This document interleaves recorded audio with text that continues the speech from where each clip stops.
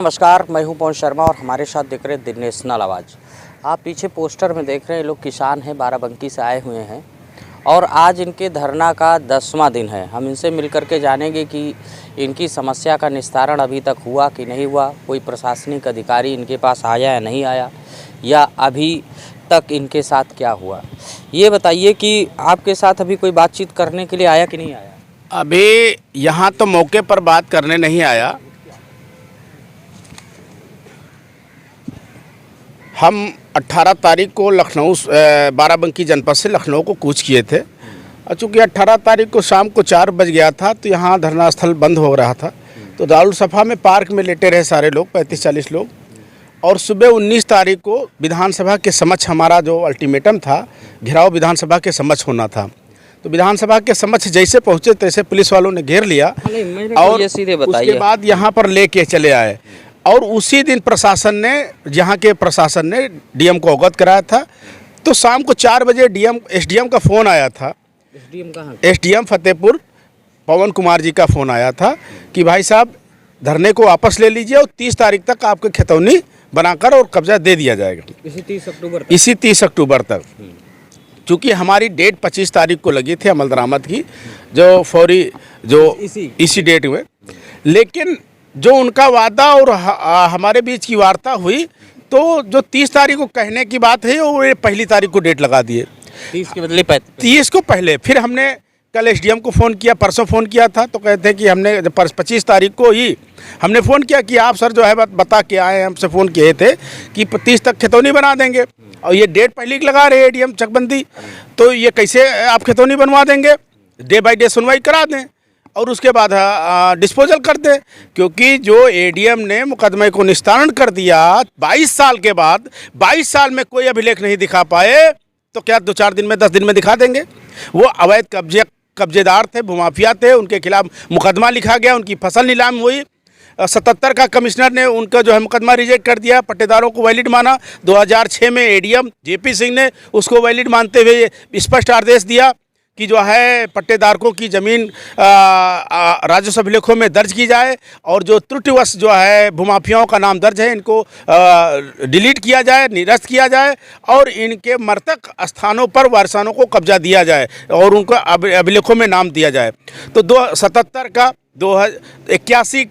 81 में तहसीलदार महोदय ने चकबंदी अधिकारी को भेजा कि सारी अपीलें निरस्त हो गई हैं और इनका नाम अमल दरामद किया जाए। चूँकि चकबंदी कार्यालय भूमाफिया के घर में था, इसलिए उसने चकबंदी ऑफिसों से अधिकारियों से सांठगांठ करके इनके जो है लेटर को दबवा दिया। तो 77 का अपर आयुक्त का, 81 का तहसीलदार का, 2006 का एडीएम का और 2023 में एसडीएम के द्वारा निस्तारित मामलों का इतने बार हो गया। उसके बाद क्या घमंड चपाले हैं, उसके बाद भी वो चला गया अपर आयुक्त के यहाँ, वहाँ अपनी अपील निगरानी स्वीकार करा के और कह रहा है कि हमको एक बार और सुनने का अवसर दिया जाए। क्योंकि उसका काम ये है, उसका टाइटल नहीं है, वो जायज़ वारिस नहीं है। उसका काम ये है, उसका काम ये है कि घमंचे में बनी रहे, ये किसान परेशान होकर घर चले जाएंगे। जिस तरह से 30 साल से बिना टाइटल के उस 400 बीघे ज़मीन पर काबिज करके 8,000 रुपये पर बीघा ज़मीन किराए पर देकर 32-40 लाख रुपया सालाना अर्निंग करता था और उसमें खेती करने वाले करोड़ों रुपए की फसल उगाते थे। और ये वंचित जो वाइज जायज वारिस है, ज़मीन के भरण पोषण के लिए दी गई है, ये अपनी ज़मीन पे किनारे खड़े होकर टुकुर टुकुर देखते थे और इनका जो है परिवार भुखमरी के कगार पे है। 69 में 60 मर गए, 9 लोग जीवित हैं और वो भी मरने के कगार पे हैं। दूसरी तीसरी पीढ़ी लड़ाई लड़ रही है और उसके बाद भी अधिकारियों के समझ में नहीं आ रहा कि हम इसको जल्दी डिस्पोजल करके न्याय की ओर बढ़ें। क्योंकि योगी जी का फरमान है, योगी जी के ही जो इतना सख्त आदेश के बाद ही 400 बीघा ज़मीन खाली हुई, मुकदमा दर्ज हुआ। इसमें हमने जो ट्विटर पे डाला तो राष्ट्रपति महोदय ने मुख्यमंत्री को ट्वीट किया और मुख्यमंत्री ने डीएम को ट्वीट किया कि इसको तत्काल संज्ञान लिया जाए। तब जाके इस पर जो है ज़मीन खाली हुई 21 तारीख को, तब जाके उनके पर मुकदमा लिखा गया, तब जाके उनके ऊपर 4 करोड़ 44 लाख का जुर्माना बना। लेकिन राजनीतिक दबाव में क्षेत्रीय विधायक जो उनके बिरादरी के हैं सकेंद्र वर्मा, वो उस जुर्माने की फाइल को दबा रहे हैं। एक पत्नी है, 3 नामों से उन्होंने अपनी पुश्तैनी ज़मीन को बचाने का काम किया, धोखाधड़ी सरकार को देने का काम किया। इसी तरह नाजायज़ तरीके से सरकारी ज़मीन को हड़पने का काम कर रहे हैं और इनको जायज़ होने के बाद इनको ज़मीन से दूर रख रहे हैं और वो घमंचा करके 30 साल से उस ज़मीन से अर्निंग करके अरबों रुपए की प्रॉपर्टी बना चुके हैं। तब ये है सब आपके सामने। तो हम चाहते हैं मुख्यमंत्री जी से, प्रमुख सचिव राजस्व जी से कि जल्दी से जल्दी निस्तारित करा के इनकी अमल दरामद करके कब्जा दिया जाए। चूँकि भूख हड़ताल 5 दिन चली थी। एडीएम साहब जो आपके लखनऊ में हैं, एडीएम प्रशासन, वो राकेश सिंह पहले बाराबंकी एडीएम थे, वो मौके पर आकर भूख हड़ताल तोड़वाए थे और 20 दिन में कसम खा के कहे थे कि 20 दिन में तुमको खितौनी दे देंगे। चकबंदी में जो चक नहीं बन पाया था, चक बन गया, 1 महीना लगा। हम जानते थे कि लंबा काम है, 30-40 साल से घमंचा किए हैं चकबंदी अधिकारी, राजस्व अधिकारी, तो टाइम लगेगा। तो हम उनका इंतजार करते करते 7 महीना बीत गया। जब नहीं हो पाया, उनका ट्रांसफ़र भी हो गया, अविनाश कुमार का ट्रांसफ़र हो गया, तब हम लोग आशा टूटी और फिर दोबारा धरने पर बैठे। 3 महीना लगातार धरने में बैठे रहे। कभी हापुड़ वाली वकीलों का बहाना लेते रहे, कभी जो है कंडोलेंस का बहाना लेते रहे कि अगली पे शिफ्ट कर देंगे, अगली पे शिफ्ट। तो इस तरह से केवल प्रशासनिक आर्डर होना है, कोई न्यायिक आर्डर नहीं होना है कि जिसमें उनको सुना जाए, उनको सुना जाए, उनको सुना जाए।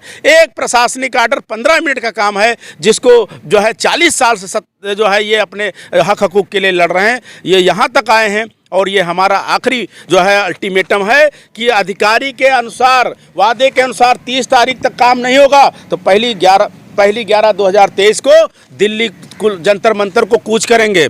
और जो है महामहिम राष्ट्रपति महोदय से जो लोग चाहते हैं कि हमारी ज़मीन मिल जाए और अगर नहीं मिलती है तो इच्छा मृत्यु का आवेदन देंगे कि आत्मदाह नहीं, हम इच्छा मृत्यु मांगेंगे कि अगर हमको सरकार न्याय नहीं दे सकती है, हमारा प्रधानमंत्री, हमारे राष्ट्रपति, हमारे मुख्यमंत्री और इतने फरमान आदेश के बाद अगर जो है लोकल अधिकारी न्याय नहीं दे सकते तो कम से कम मौत का जो है के लिए जो है आदेश तो दे दें कि हम अपनी इच्छा से मर तो जग सकें कि अपने वारसानों को। तीसरी पीढ़ी लड़ रही है, 69 में 60 मर चुके हैं और 9 लोग जो है, ये देखिए, ये हैं किशोरी लाल रावत, ये है रमई लाल यादव, ये है राजित राम मौर्य। इस तरह के केवल बुजुर्ग 3 लोग जो है मड़ासन के थे, उनको सिविल अस्पताल भेजा गया, वहाँ से लोहिया भेजा गया, वहाँ से मेडिकल कॉलेज भेजा गया। मेडिकल कॉलेज में 2 दिन इलाज करा के घर चले गए हैं। तो समझ लीजिए कि धरने के दौरान कौन कौन बीमार हुआ? धरने के दौरान गुरचरण बीमार हुए, बुद्धा बीमार हुए और रामचरण बीमार हुए। 3 लोग बीमार हुए और यहीं से एम्बुलेंस से जो है, क्योंकि उनकी उम्र 80-85 साल की उम्र है, जो है 72 में पट्टा हुआ था और तब जो है 30-40 साल के रहे होंगे, आज 85-90 साल के हैं और वो जो है अपनी ज़मीन के लिए इतना मतलब जो है इतने उम्र में लड़ने को पड़ रहा है। उनके कुछ लोगों के लड़के ख़त्म हो गए, पोता ज़मीन पाने के लिए लड़ रहे हैं।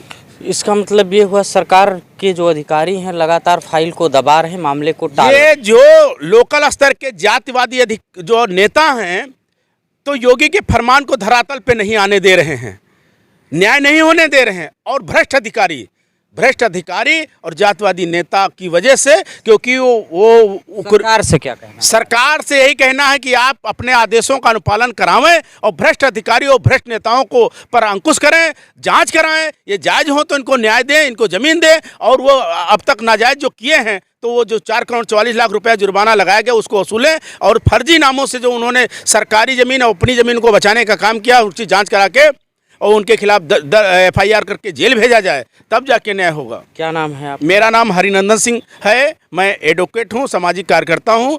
जब ये दिसंबर में मेरे पास आया तो 1.5 महीना हमको केवल इनके कागज़ पढ़ने में, अध्ययन करने में लगे, क्योंकि इतने बार जो है अपर आयुक्त के यहाँ 3-4 बार गए और कमिश्नर ने भी डायरेक्शन दिया, हाई कोर्ट भी 13 में गए और 77 में पट्टा हुआ। तो कई जो आदेश समय में किसान लोग अपनी ज़मीन में काबिज हैं या नहीं ना भूमाफिया काबिज है ना जमीन ये काबिज हैं। कुड़क के मामले में वो सरकार ने 8 ट्रैक्टर मंगवा करके, ये समझ लीजिए उसका कर्कश क्या है, 147 में जमीन वो सरकार ने अपने अंडर में ले लिया है। उसमें लगी फसल को सरकार ने नीलाम कर दिया है, उनके खिलाफ मुकदमा लिख दिया है। अब इनको नाम अमल दरामद करके कब्जा देना है बस। केवल लास्ट 2 लाइनें हैं, एक अमल दरामद की, दूसरी कब्जे की। SDM के अंडर का मामला है। SDM नहीं, ADM न्यायिक चकबंदी, वो आदेश कर देंगे, हो जाएगा, बस हो जाएगा। SDM साहब तो तैयार बैठे हैं, कह रहे हैं जैसे आदेश आएगा और तुरंत हम टीम गठित करके तुरंत कब्जा दिला देंगे। दोस्तों, आप इस प्रकरण को समझे होंगे। मैं आपको सूक्ष्म रूप से बता दूं कि जो ज़मीन है इन लोग किसानों के नाम 69 लोगों के नाम पट्टा हुआ था। ये लोग किसान हैं, चूँकि अपनी खसरा खतौनी उस समय निकालते रहे, खेती बाड़ी करते रहे, बीच में क्या हुआ, भूमाफिया ने चकबंदी के दौरान उस ज़मीन को अपने चिरपरिचित लोगों के नाम आवंटन करा लिया, उस पर लगातार वो काबिज हो गया। जब ये मामला सरकार के पास जाता है, एडीएम के पास जाता है, राजस्व कर्मियों के पास जाता है, तो कहीं न कहीं पाया जाता है कि जो भूमाफिया है वो अवैध तरीके से इनके पट्टे को निरस्त करा करके अपने नाम ज़मीन लिया। और इस समय ज़मीन जो है सरकार ने जो विवादित ज़मीन थी टोटल अपने अंडर में ले लिया है। जब सरकार किसी भी ज़मीन को अपने अंडर में ले लेती तो उसके बाद ये होता है कि जो जीतेगा, जिसके पक्ष में आदेश होगा, उसका अमल दरामद हो जाएगा, उसके नाम खसरा खतौनी बना करके उसको कब्जा दिला दिया जाएगा। तो मामला तो सीधे बिल्कुल है, आधा हो चुका है। भूमाफिया उसमें अड़ंगा लगा रहा है कि अभी और एक बार सुना जाए, फिर सुना जाए, फिर सुना जाए। शायद इसके पीछे यही मकसद हो सकता है कि ये किसान परेशान हो जाएं, ज़मीन छोड़ करके भाग जाएं, क्योंकि इस समय जो ज़मीन है टोटल वो सरकार के अंडर में है, बाराबंकी प्रशासन के अंडर में वो ज़मीन है। और जैसा कि ज़मीन में होता है कि अगर कोई ज़मीन विवादित होती है, दो लोग उस पर दावा ठोकते हैं, तो सरकार को ये अधिकार होता है उस ज़मीन पर कुछ समय के लिए अपना कब्जा कर लिया जाए, उससे जो फसल पैदा होती है वो किसी अपने कर्मी को दे सकती है, लेकिन उसके बाद जो जीतेगा तो उसको दे दिया जाएगा। ये सर चकबंदी में चक बन गए हैं, इनके नाम चकलिस्ट बन गई है। अच्छा, चेकलिस्ट। पट्टा कभी निरस्त नहीं हुआ। वो पहले पट्टा निरस्ती में गए थे, 77 तक लड़े, 77 तक वो डीएम के यहाँ, एसडीएम के यहाँ, कमिश्नर के पट्टा यहाँ तो इनका रहा, लेकिन उसने अपने नाम करा लिया। वो जो है फर्जी एंट्री करा लिया बिना पट्टे के, और ये ज़मीन कब्जा नहीं लेने गया। वो ये सोचते रहे कि हमारे नाम ज़मीन है, हमारे नाम कब्जा है। वो सीधे से क्लियर हो गई। सिंह साहब आपकी बात जो है बिल्कुल क्लियर हो गई है कि ऐसा ही होता है कि जब पट्टा हो जाता है, आपको भी क्लियर होना चाहिए और सरकार से भी गुजारिश है, पट्टा हो जाता है तो किसान अधिकतर अपने ही क्रियाकलापों में बिजी रहता है। दूसरे ने उस ज़मीन को अपने नाम करा लिया, इनका भी पट्टा बना रहा है, चूँकि कागज़ तो नष्ट हो नहीं सकता है। वो कब्जा भी लेने गया, 10 साल 5 साल गुजर गया, उसके बाद जब लंबे समय में आया तो पता चला इनकी ज़मीन निकल चुकी है, चकबंदी में किसी और के नाम हो चुकी है, वो भी फर्जी तरीके से हो सकी। खैर, सरकार के पास इस समय ज़मीन है, सरकार अपने अंडर में रखी हुई ज़मीन को है, भूमाफिया पे जुर्माना भी लग गया है, लेकिन सवाल वही है कि जो किसानों का पूर्व आवंटन था, उनकी ज़मीन है, उस पर अमल दरामद कब होगी, अधिकारी कब तक इस तरह से इनको टालते रहेंगे। जैसा कि इन्होंने बताया, कई लोग इसमें से बुजुर्ग भी हैं, मरणासन अवस्था में 69 लोगों में 60 लोग मर चुके हैं, तो क्या तब ज़मीन मिलेगी? ये 9 लोग भी ख़त्म हो जाएंगे। तो सरकार से गुजारिश है, भूमाफिया के खिलाफ जो कार्रवाई हुई उसको अमल में लाया जाए और इनकी ज़मीन को इनको दिया जाए, इनके नाम खसरा खतौनी जो अमल दरामद है वो आदेश पारित करके इनको ज़मीन को हैंड ओवर किया जाए। दोस्तों, इसी के साथ नमस्कार, मैं हूं पवन शर्मा और हमारे साथ देखते रहिए नेशनल आवाज़।